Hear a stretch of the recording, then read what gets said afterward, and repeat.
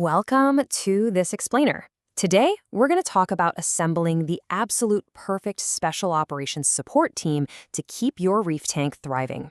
Seriously, if you've ever just stared at your aquarium and wondered how you're supposed to win the never-ending battle against grime and waste, you are in the exact right place. So I want you to ask yourself a question. Who actually cleans a reef tank?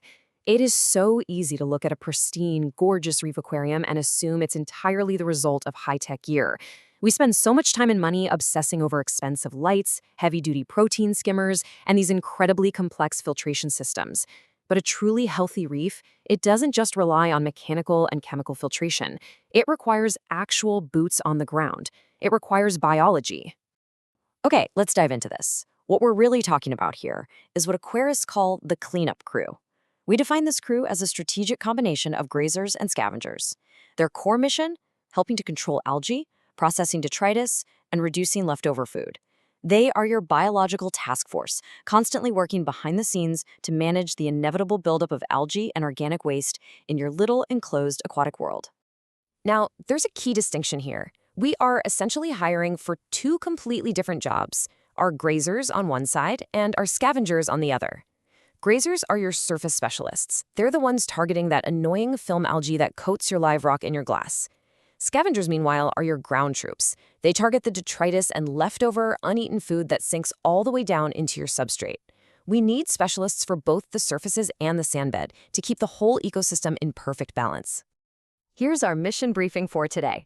We'll start with the need for a crew. Then look at snails, the reliable grazers. Next up, crabs, which are helpful but unpredictable. Followed by urchins, our heavy machinery. Finally, we'll talk about assembling your balanced team and set some realistic expectations for the bottom line. All right, part one, the need for a crew and why biology matters. You know, even with the absolute top-of-the-line equipment out there, reef tanks are still closed systems. Things like a little accidental overfeeding, unstable water parameters, or a low export capacity, which basically means waste is being produced way faster than your filters can remove it, inevitably create excess nutrients. And what do excess nutrients fuel? You guessed it, algae and detritus buildup. This is exactly why biological intervention isn't just nice to have, it's a structural requirement for long-term success. Moving on to part two, snails, our reliable grazers. Time to open the personnel files on the hard-working grunts of the cleanup crew. Snails are usually your most dependable starting point, and we've got three popular reef-safe recruits. First up, Trochus snails. These guys are absolutely fantastic at targeting film algae right on your rocks and glass. Now, if you need some real heavy-duty grazing power for thicker film algae, you call in the turbo snails. And for that lighter but incredibly persistent nuisance growth, narrate snails are a great choice because they're compact and highly efficient. You really want to match the specific shell shape and grazing style to your tank's main problem areas.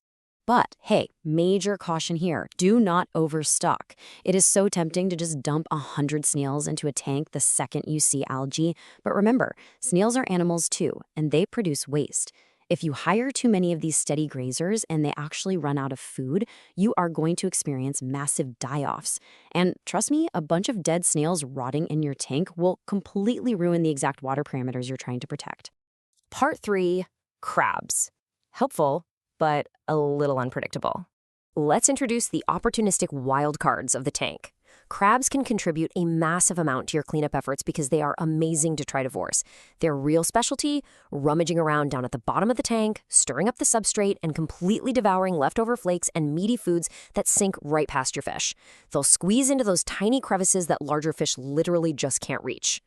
Now, if you take nothing else away from this section, remember this.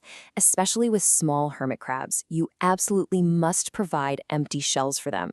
As hermit crabs grow, they have to molt and move into a larger home to stay safe. If there are no empty shells lying around, they can become incredibly aggressive. Seriously, they might even attack and kill your precious snails just to steal their shells. It's a really simple fix, but absolutely vital. And if you're eyeing true crabs, like those fascinating pom-pom crabs or the algae-eating emerald crabs, you have to vet them very carefully. True crabs have highly variable behaviors. You need to ensure they are actually reef-compatible and properly assess their temperament, especially if you have slow-moving invertebrates or a newly forming sandbed. They can sometimes be just a bit too opportunistic for a peaceful reef community. All right, Part 4, Urchins, the heavy machinery. Think of these final members of the crew as your tactical, heavy lifters. Urchins are widely known and respected for their unbelievable efficiency in algae management. When you have tough, stubborn, nuisance algae growing all over your rocks, urchins will use their strong, specialized grazing equipment to completely demolish those targets. They are the true heavyweights of an algae-focused strategy. But, with great power comes great responsibility. Let me just read this direct quote from our source material. Urchins also come with higher expectations. They need stable water quality, consistent food sources, and appropriate space. You can't just drop heavy machinery into a fragile environment. They demand precise operational conditions to survive. And those expectations literally mean life or death for the urchin. If the algae runs low because the urchin did its job too well, you have to step in and provide a consistent supplemental food source. Sudden starvation or rapid imbalances in nutrient levels or flow patterns can lead to severe tissue loss. You really have to monitor their progress closely and adjust their environment as needed. Section 5. Assembling your balanced team. We've reviewed the dossiers, so how do we put this all together? Here is your 4-step deployment plan. Step 1. Start small and observe. Add a modest number first, then watch their behavior. Step 2. Match the crew to the problem. Grazers for film algae, scavengers for detritus, and urchins for the tough stuff.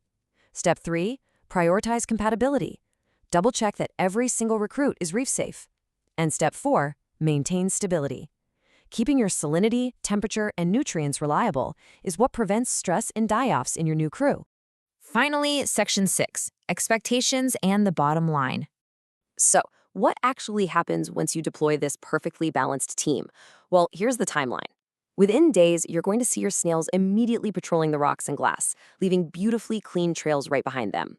Over a couple of weeks, your crabs will actively scavenge exactly where the food accumulates. On an ongoing basis, urchins will lock onto specific surfaces with their strong grazing currents. And the future? If everything is balanced, you're looking at a steadily cleaner tank without adding any new instability. Just remember, if you see unusually slow grazing or a huge spike in waste, that is your immediate cue to test your water parameters. I really want to hammer this ultimate takeaway home with a quote from the source. Cleanup crews are support teams, not a substitute for husbandry. You literally cannot bod your way out of doing water changes or managing your filtration. Chronic overfeeding and low export capacity will eventually overwhelm even the absolute best combination of snails, crabs, or urchins.